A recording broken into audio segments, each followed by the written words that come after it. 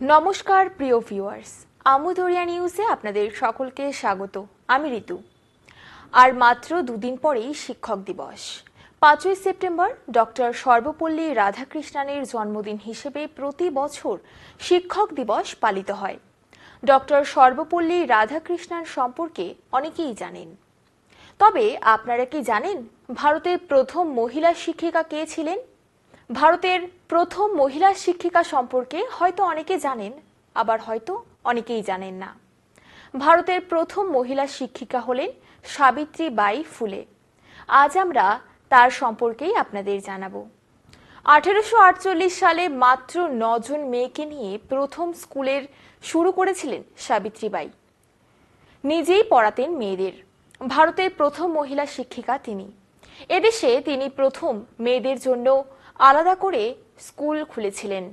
সাবিত্রীবাই 1831 সালের 3রা জানুয়ারি মহারাষ্ট্রের নাইগাঁও গ্রামে জন্মগ্রহণ করেন।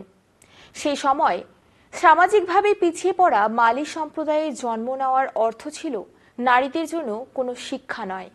পিতৃতান্ত্রিক সমাজের চোখে চোখ রেখে মহিলাদের শিক্ষার জন্য লড়াইয়ের পাশাপাশি জাতপাত কুসংস্কারের বিরুদ্ধেও লড়াই করেছিলেন তিনি।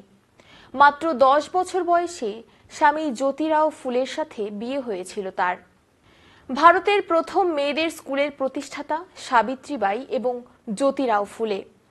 এরপর এরকম আরও 18টি স্কুল খুলেছিলেন তারা।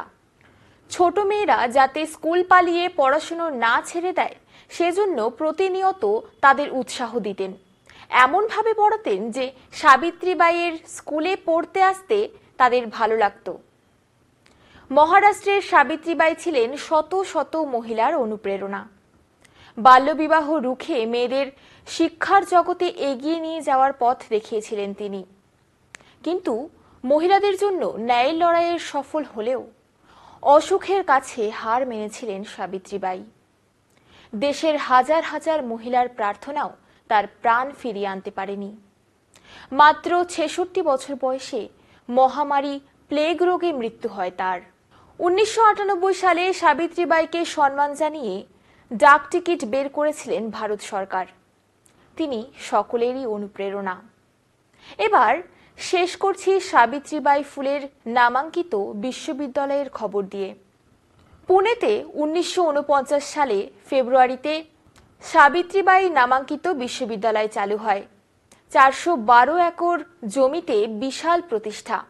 তার অধীনে রয়েছে 307টি গবেষণা কেন্দ্র ও 612টি কলেজ। দেশের প্রথম সারির বিশ্ববিদ্যালয় এটি। আজ এই পর্যন্তই। পরবর্তীতে ফিরব অন্য খবর নিয়ে। ধন্যবাদ।